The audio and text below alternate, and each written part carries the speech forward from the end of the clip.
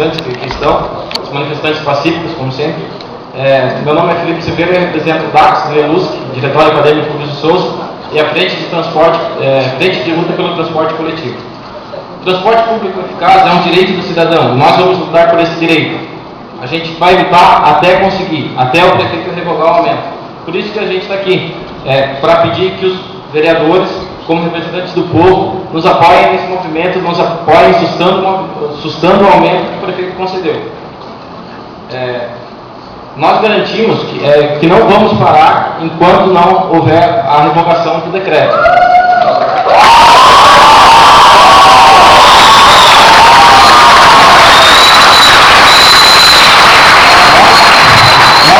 rua todo dia.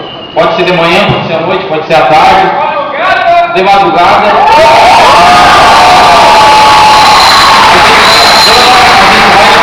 A gente vai sair às ruas e não vai parar enquanto não houver a revogação. Por quê? Porque o povo não tem condições de pagar R$ 2,70 ou R$ 2,30 para andar, para trabalhar, para estudar. O povo não tem condições de andar com essa tarifa abusiva, que é uma das maiores tarifas do Brasil.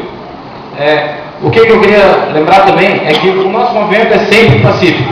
Se houver baderna, se houver quebra-quebra, é gente infiltrada que está querendo desmoralizar o movimento. O nosso movimento é criminalizado sistematicamente. Nós não somos criminosos, nós somos manifestantes pacíficos e é por essa via, pela manifestação, pela ocupação legítima, pelas manifestações nas ruas, que nós vamos conseguir alcançar o nosso objetivo.